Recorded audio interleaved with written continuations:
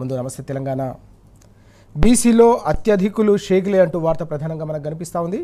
కాంగ్రెస్ సర్కారు వింత నివేదిక, కులగణన వివరాలు అర్ధరాత్రి వెల్లడి అంటూ ఈ అంశాన్ని మనం చూస్తున్నాం. బీసీఈలోని ముస్లిం ఉపకులాలన్నీ కలిపి 9.13% అట, మొత్తం ముస్లింలు 10.9% అంటూ ఈ వార్త మనకు కనిపిస్తూ ఉంది. మిగిలిన బలహీన వర్గాలన్నీ వారి కంటే తక్కువేనట, బీసీలకు రేవంత్ రెడ్డి వెన్నుపోటు అంటూ ఈ వార్తను ప్రధానంగా మనం నమస్తే తెలంగాణ బ్యానర్ ఐటమ్గా చూస్తూ ఉన్నాం. నేతన్న లెట్టుపోయిరి, గొల్ల కుర్మలేరి, ముదిరాజులు ఎట్లా మాయమైరి, మున్నూరు కాపులు కానరారేరి, గౌడన్న నీ జాడేకడ, విశ్వకర్మలను విస్మరించారా అంటూ బీసీలోని ఇతర కీలకమైన వర్గాలన్నిటి కూడా వాటికి సంబంధించిన జనాభా కావచ్చు, వారు ఎక్కడున్నారు, వారి గణాంకాలు, వారి జనాభా లెక్కలు కావచ్చు, వారికి సంబంధించిన స్థానం కాంగ్రెస్ పార్టీలో లేదా, కాంగ్రెస్ పార్టీకి సంబంధించిన సర్కారు గణాంకాల్లో లేదా అంటూ సూటిగా ప్రశ్నిస్తూ ఈ వార్త. బీసీల జనాభా కేవలం 46%, మాదిగలు 10.3%, మాలలు 4.1% అంటూ ఈ వార్త మనకు కనిపిస్తూ ఉంది. బీసీల్లో సగం కులాల్లో పెద్దగా వెనుకబాటుతనం లేదట అంటూ కాంగ్రెస్ సంబంధించిన ఈ సర్కారు నివేదిక ఏదైతుందో ఇది తీవ్ర వివాదాస్పదమవుతున్న పరిస్థితి కనిపిస్తోంది. బీసీలో ప్రధానంగా తీవ్ర ఆగ్రహానికి కూడా కారణమవుతున్నట్టుగా కనిపిస్తోంది. రాష్ట్రంలో మొత్తం కులాల సంఖ్య 242 అంటూ కులగణన నివేదికలోని వివరాలు అలాగే ఇతర అంశాలు కూడా ఇక్కడ కనిపిస్తున్నాయి. ఇవి కులాల పరిస్థితి.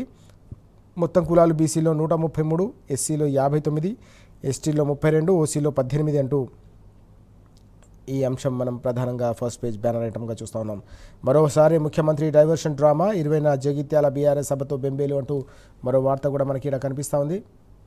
20న జగిత్యాల బీఆర్ఎస్ సభతో కాంగ్రెస్లో తీవ్ర స్థాయిలో ఆందోళన వ్యక్తమవుతుంది. పార్టీ శ్రేణుల్లో పూర్తిగా ఒక ఆత్మరక్షణలో పడిపోయింది బీఆర్ఎస్ పార్టీ మీటింగ్తో కాంగ్రెస్ సర్కారు, మరీ ముఖ్యంగా ముఖ్యమంత్రి ఆత్మరక్షణలో పడిపోయారు అనే అంశం ఇక్కడ మనకు కనిపిస్తూ ఉంది. ఇక్కడ రోజు రోజు కొత్త ఎత్తులు, అదే రోజున మేడిగడ్డ పర్యటనకు నిర్ణయం, గతంలోనూ ఇదే తీరుతో కుట్రలు కుతంత్రాలు అంటూ ఈ వార్త కనిపిస్తూ ఉంది. అలాగే సెల్ ఫోన్ స్కామ్పై విచారణ జరిపించండి, కేంద్ర మంత్రికి బీఆర్ఎస్ అధికార ప్రతినిధి క్రిషాంక్ లేఖ అంటూ ఈ వార్తను కూడా మనం ప్రధానంగా చూస్తూ ఉన్నాం. దీంతో పాటుగా ప్రధానంగా అనేక కీలకమైన అంశాలు కూడా ఈరోజు మనకు కనిపిస్తూ ఉన్నాయి. ఒకసారి తెలంగాణ టుడే చూద్దాం. తెలంగాణ టుడేలో delimitation, government opposition face off, BRS to back women's quota, oppose delimitation bias అంటూ ఈ వార్త కూడా కనిపిస్తోంది. KCR will lead fight if south faces injustice vows BRS అంటూ నిన్న కేటీఆర్ గారు తీవ్ర స్థాయిలో హెచ్చరిక జారీ చేశారు. దక్షిణాదికి అన్నిటికంటే ముఖ్యంగా తెలంగాణతో పాటు దక్షిణ రాష్ట్రాలకు గనక డీలిమిటేషన్ పునర్విభజన, నియోజకవర్గాలకు సంబంధించిన పునర్విభజన ప్రక్రియలో అన్యాయం జరిగితే కేసీఆర్ గారు మరో మహోద్యమాన్ని శ్రీకారం చుట్టేందుకు సిద్ధంగా ఉన్నారు. దక్షిణాది నుంచి ప్రారంభమయ్యే ఆ యుద్ధానికి కేసీఆర్ గారే నేతృత్వం వహిస్తారని కూడా హెచ్చరించిన సందర్భం కనిపిస్తూ ఉంది.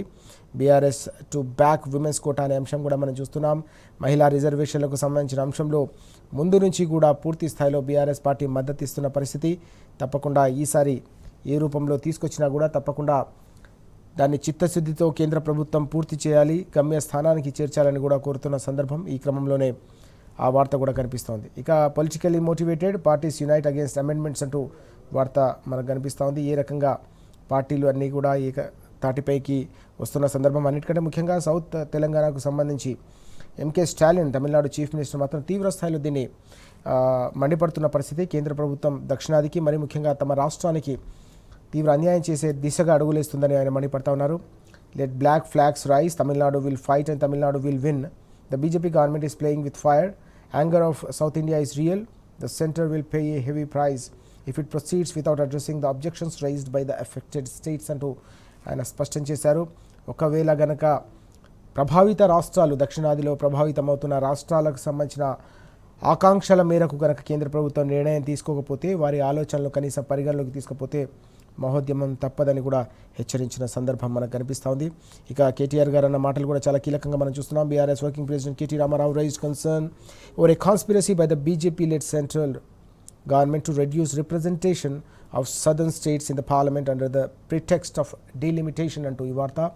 డీలిమిటేషన్ ముసుగులో గనక దక్షిణాది రాష్ట్రాలకు సంబంధించిన ప్రాతినిధ్యం దేశ అత్యున్నత చట్టసభ అయిన పార్లమెంట్లో తగ్గించాలని కుట్ర చేస్తే మాత్రం ఎట్టి పరిస్థితిలో సహించం. ఎందుకోసమంటే ప్రజాస్వామ్యంలో అతిపెద్ద వేదిక పార్లమెంట్.